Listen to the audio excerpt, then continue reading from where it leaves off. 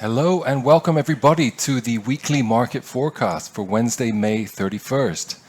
This webinar is brought to you by OctaFX, the award-winning forex broker offering some of the lowest spreads in the industry. Right, without further ado, let's jump right into today's presentation.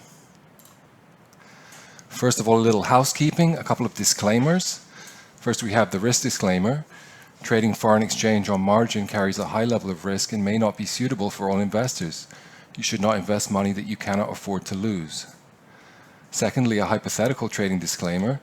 The information in this webinar is provided as general market commentary and does not constitute investment advice. In other words, we're not giving specific trade recommendations in this webinar. The presentation is more educational by nature. A little bit about myself, Dan Blystone, FX Market Analyst. I worked on the floor of the Chicago Mercantile Exchange, the CME, the big commodities exchange in Chicago. I was formerly a professional futures trader. And I also have some experience in a retail forex brokerage as well as futures. Next up, what we're going to cover today, guys. We're going to look at the key support and resistance levels. We're going to look at both recent and emerging chart patterns. So we're going to look back and forwards. And we're going to touch on some interesting trading strategies. Quick look at the tools we're going to use and some key takeaways, the things that I really want you to understand and hopefully use successfully in your trading. We're going to look at trend lines and patterns using trend lines. So we're looking at stuff like channels, triangles, wedges, flags, that kind of thing. We're going to look at multiple time frame analysis, so looking at charts on multiple time frames to give you an idea of the overriding trend in a market, which is something that can give you an edge. We're going to look at moving averages and also moving average crossovers. And finally, we're going to look at momentum oscillators, which measure trend and momentum in the market. This presentation today is largely technical, but we do want to touch briefly on the economic events today. It's always a good idea to be aware of those. If you're putting on a trade around a big number in a given currency pair, it's definitely something you should be aware of. So the big figure today is the Canada GDP, which is at 1:30 p.m. GMT. 2:45 GMT, we got Chicago Purchasing Managers Index. And at 3 p.m. GMT, we have pending home sales. So if you're trading dollar CAD or any of the Canadian dollar pairs, do try and be aware of that GDP figure. And for the last two figures, the Chicago PMI and pending home sales, these may have a slight impact on the US dollar. So switching out, let's jump over to the charts.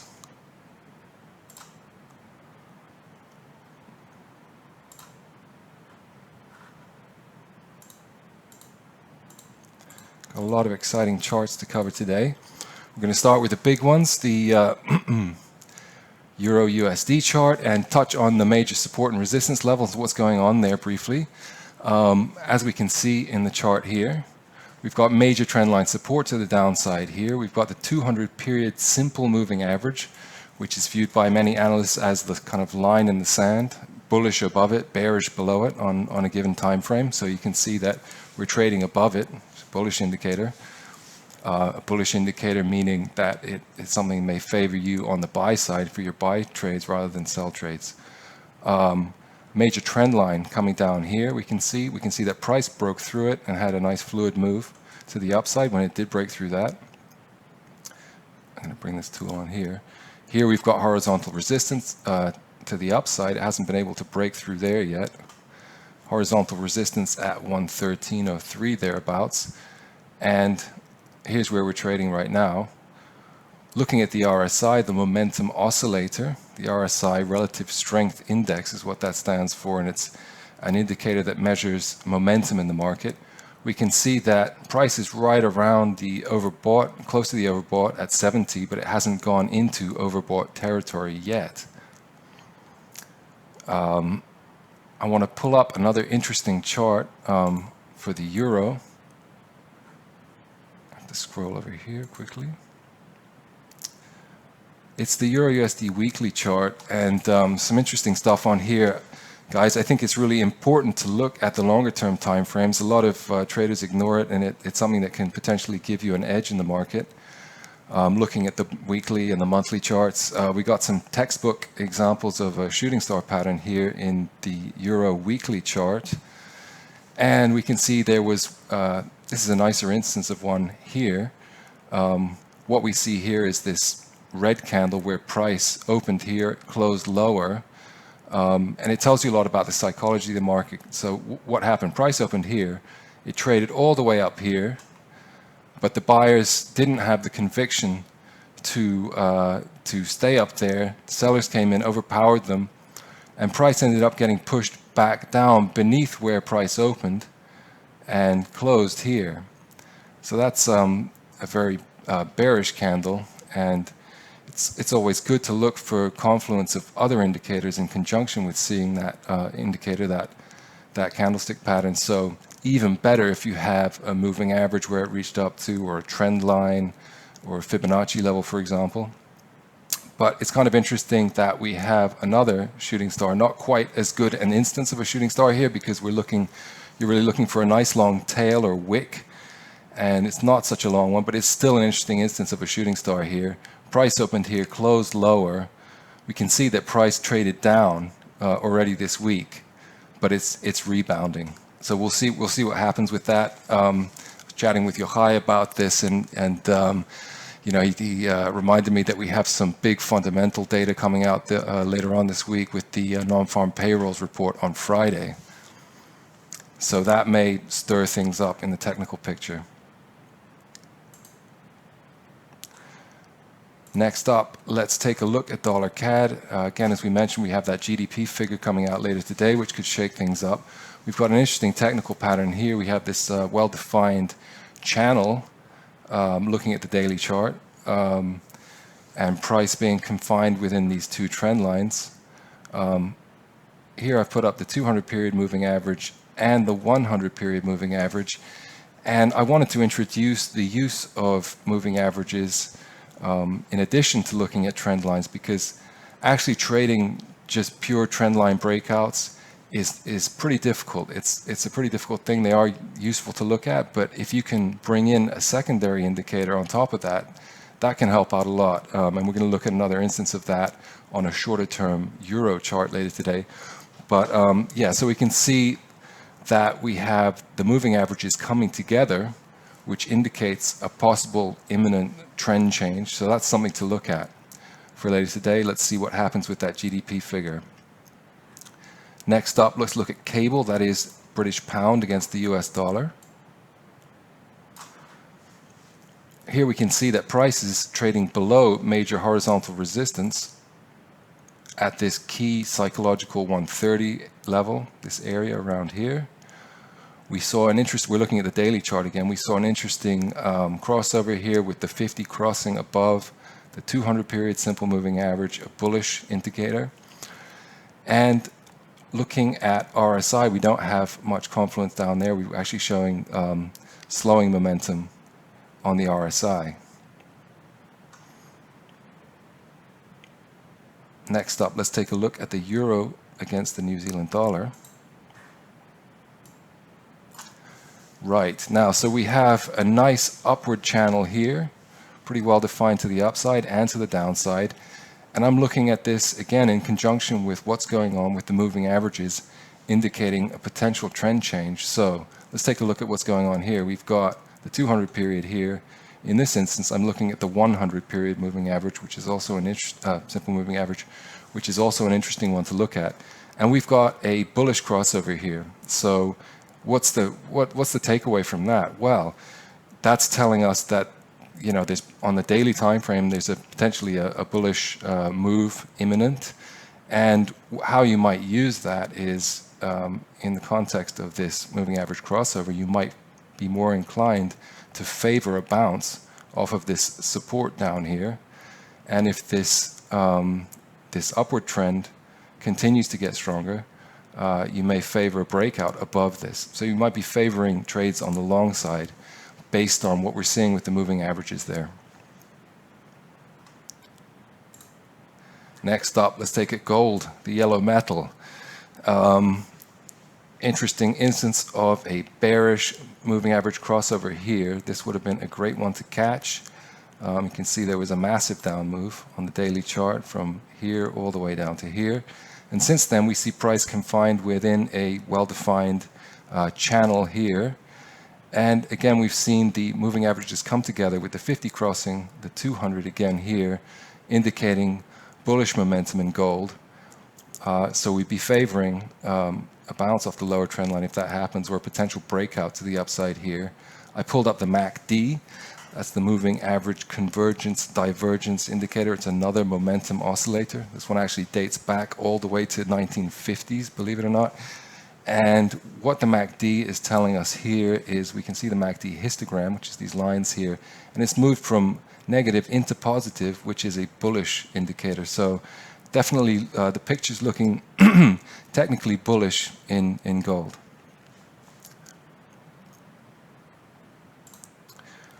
Pulled up this instance of the pound again on the daily chart. We've got this nice, traders talk about a swing high to a swing low here, and we've seen a nice retracement up to these different Fibonacci levels. So in gold, in the pound again, we're going to be watching the 50% retracement, very important level to watch. Looks like the 38% has come into play, and this 61.8 Fibonacci level may come into play in the future if price can break through that key 130 psych level in the British pound. Next up, let's take a look at crude. We're looking at West Texas crude here. We've got an interesting technical formation here. Again, well-defined trend line to the downside coming down here, and lower we've got also a trend line here. And in this instance, we are looking at the 200 and the 50 period moving averages with a crossover appearing here and a potential trend change happening here. So it's the 50 crossing beneath the 200. So that's a bearish indicator. And we also have the RSI pointing downwards, which is another bearish indicator on this time frame. So we're looking for a definite bias to the downside here. We would fade a breakout of this upper trend line and look for a potential breakout beneath this level. Next up, let's look at one of the currency crosses. New Zealand dollar versus the Japanese yen. The crosses are pairs that don't include the US dollar. Nice triangle formation here. Here we've got the 50 period crossing beneath the 200, bearish indicator, and we've got the MACD going into positive. So we have kind of a divergence of what the indicators are telling us. But if we zoom back, we can see that we're in a pretty well-defined downtrend, and we have this bearish indicator. So if we can see the MACD retreat towards the center line, we might be favoring breakouts to the downside.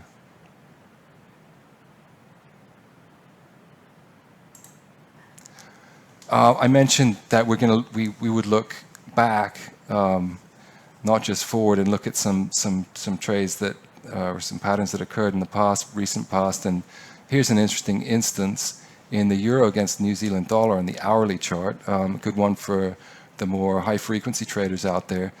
And we saw here really well defined trend line, horizontal trend line in this case. And keep in mind, guys, that the strength of a trend line is based on how many times it's been tested. And once there is a breakout through a very well-defined trend line, as it was in this case, it was tested 1, 2, 3, 4, 5 times. We saw a really nice follow through, a nice fluid move to the downside, and we can see that would have been a good short entry, taking the breakout of this lower trend line. This is an interesting one. Another shorter term chart. I was looking at this morning, and yeah, it actually did what I expected it to do. We're looking at the euro on the hourly chart. We had a nice downward sloping channel here, and As I said, the breakouts of the trend lines aren't always the easiest things to trade, especially for beginners. So what I'm recommending in this presentation is to be aware of what's going on with the moving averages. And here we had, this is the 200 period on, we're looking at the hourly time frame again, and the 100 period in this case. So we had crossover here with a bullish crossover, and price was indeed able to break out to the upside above this downward sloping trend line. Next up, let's take a look at another cross. Pound against the New Zealand dollar. Well-defined trend line to the downside here. We got a nice well-defined horizontal trend line to the upside. We have the 100 period moving average crossing above the 200, bullish indicator. And I pulled up the stochastics, another momentum indicator which measures the strength of the trend, the momentum of the market. And it's actually in oversold territory, but pointing upwards. And when you're looking at these oscillators, some of the most bullish indicators is when it comes from being in oversold and crosses back above. So if we see this stochastic cross up back above the 20 level there, that's a very bullish indicator. And we also have the bullish moving average crossover here. So we might be looking for price to come up and test this horizontal trend line there. And if it's able to break through it, we might see a nice move to the upside. Okay, guys, we got to go quickly because we're starting to run out of time. I mentioned that I wanted to bring in an interesting trading system today to talk about. And this one looks at, it's in the British pound, it uses two time frames, the 4-hour chart and the 15-minute chart. The idea with this system is, first of all, with the 4-hour chart, to be aware of the trend of the market in that time frame, in the 4-hour. So it's a pretty sideways trend in the pound against the dollar in the 4-hour period, but we can see that it's been in basically the momentum has been more to the downside. Next up, let's take a look at the 15-minute chart, which is where you get your entry triggers. So let's talk about the rules for this strategy. First of all, let's talk about the different indicators that are used. It looks at moving average crossovers. It uses the 5 period and the 10 period exponential moving averages, which you can see. Notice that the shorter term the moving average is, or exponential moving average, the closer it hugs the price, and therefore the more signals you're going to get out of it. So this is on the short-term chart, 15-minute chart. You're using short-term moving averages, 5 and 10 period EMA in this case. So you get quite a lot of signals from this system compared with the stuff that we've been looking at on the daily chart. So here are the rules. 5-period exponential moving average, don't be frightened off by that terminology. Exponential moving average just means a moving average that gives greater weight to the more recent periods. So for the sell entry trigger, you're looking for the 5-period EMA to cross the 10-period EMA. We actually saw that happen here, so we're going to talk about that in a second. You're also looking for 3 other filters to this system. You're looking for the RSI to be less than 50. You're looking for stochastics to be pointing down but not in oversold territory. And you're looking for the MACD histogram moving from positive to negative, ideally crossing the center line. That's always a big indicator across all of the different momentum oscillators. So let's take a look at this instance of a trade that took place using this system very recently. It took place back here. We saw that there was indeed a 5-period crossing below the 10-period EMA. Now let's check and see if the other filters lined up and see whether this would have been a valid sell signal. So in this instance, we're looking for RSI to be less than 50. We got the crossover. We're looking at RSI to be less than 50. It is indeed like slightly less than 50. Not by much, but it is. So I think that's a valid signal. We want to see the stochastics pointing down and not in oversold territory. So here, going down here, the stochastics were indeed pointing down, and not in oversold territory. Remember, oversold territory is down here below the 20 level. And we're also looking for this to be a valid trade signal for the MACD histogram to be moving from positive to negative. And let's take a look. That was indeed happening here in the MACD when that moving average crossover took place. So we did get a signal, a sell signal. It would have been a good one. Let's see how much it would have been. From roughly 128.58 all the way down to 127.90. So about 60 pips if you caught the thing, the whole move, which is kind of an ideal scenario. But next up, let's look at another instance of a crossover here. So we can see there was a bullish crossover. 5-period EMA crossed above the 10-period EMA.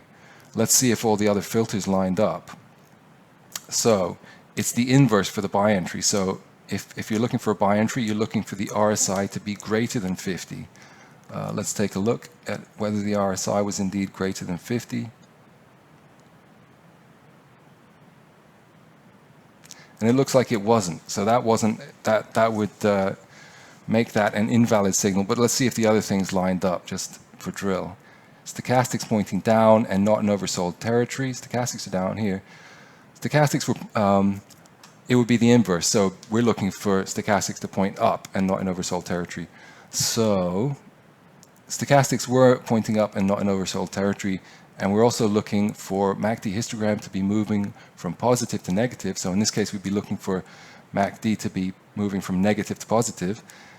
And in this instance, it actually wasn't. The MACD histogram was going lower. So that was an invalid signal. So we can see that back here we had a valid signal, but in this case we didn't because all of these other factors didn't line up. So that about concludes it today, guys. I want to thank you all very much for joining us. Wish you a good week for trading and look forward to seeing you again soon.